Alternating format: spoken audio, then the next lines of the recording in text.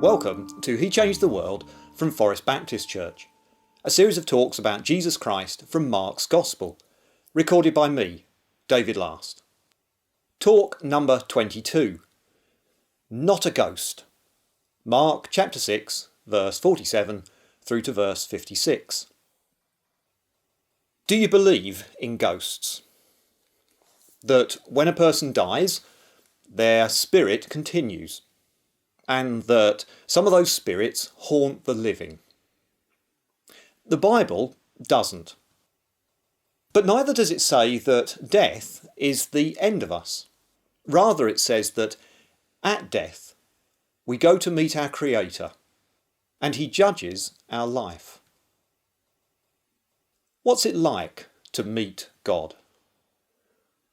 Here in Mark's Gospel, Jesus gives his team that he works with a hint, a taste of that. There are 12 men in his team, and right now he's on land whilst they are rowing across a lake. The plan is for Jesus to meet them on the other shore, the other side, later in the day. But he decides to speed up that meeting in a very unusual way.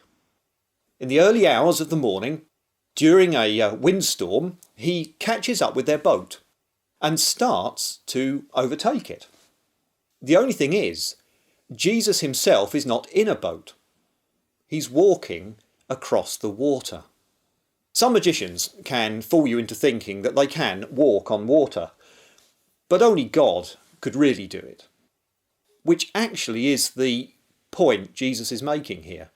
Since the start of Christianity, the huge question at the heart of it has been, who is Jesus?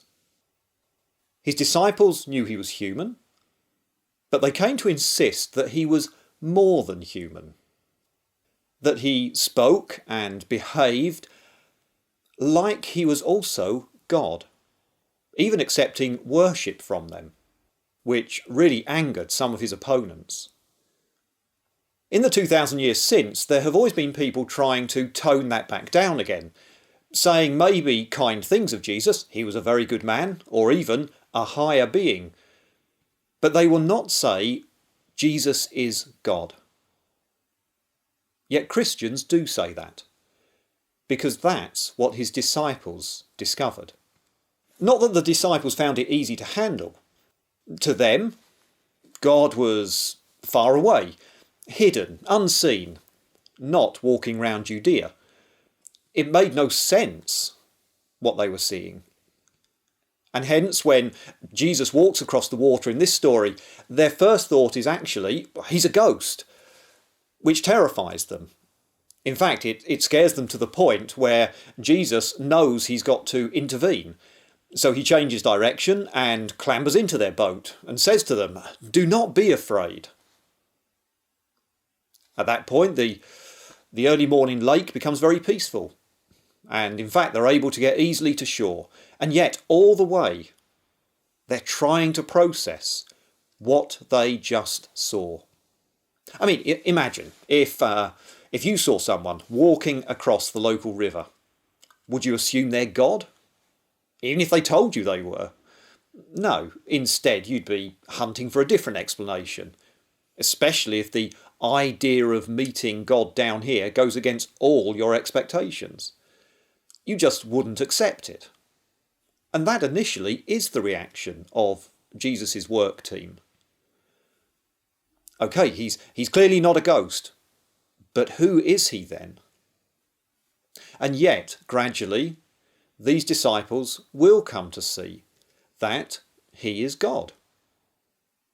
Of course, they've already seen Jesus do amazing miracles before this incident, but they assumed that was just God working through him.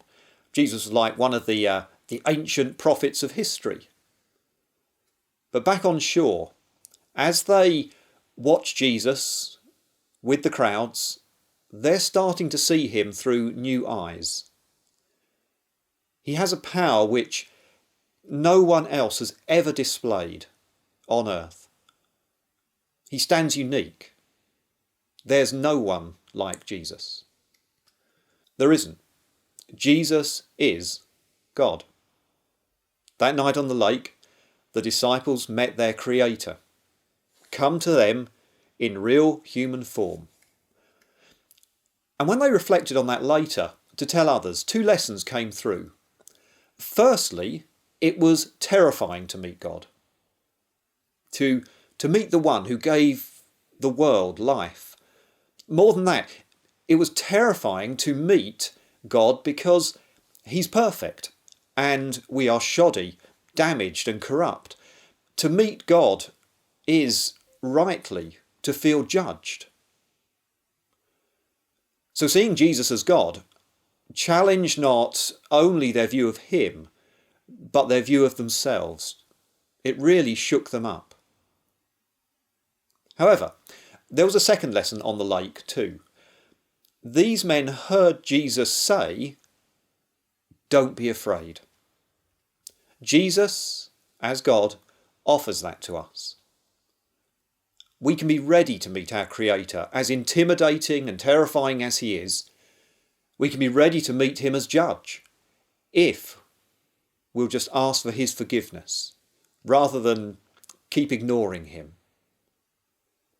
Jesus can say to us, "Don't be afraid," if we will listen to him, because he can wipe away everything we've done wrong and make us able to meet God. What do you think? Are you going to be confronted with God on the day you die? Will that day be a judgment day? Are you ready if it is? Do you think it will be easy to face your Creator, knowing you've despised him, knowing that you've not lived the life he made you to live, done things that you shouldn't have done? It won't be. Which is why it's important to face up to that terrifying reality now.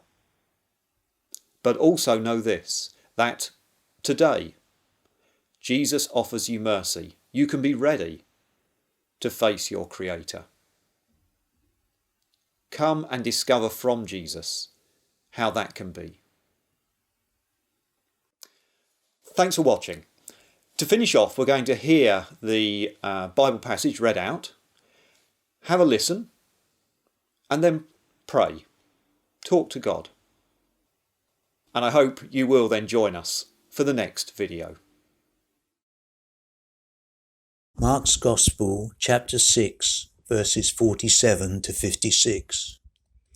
When evening came, the boat was in the middle of the lake, and he was alone on land. He saw the disciples straining at the oars because the wind was against them. About the fourth watch of the night, he went out to them, walking on the lake. He was about to pass by them, but when they saw him walking on the lake, they thought he was a ghost. They cried out because they all saw him and were terrified. Immediately he spoke to them and said, "Take courage, it is I, don't be afraid." Then he climbed into the boat with them, and the wind died down. They were completely amazed, for they had not understood about the loaves. Their hearts were hardened. When they had crossed over, they landed at Gennesaret and anchored there. As soon as they got out of the boat, people recognized Jesus.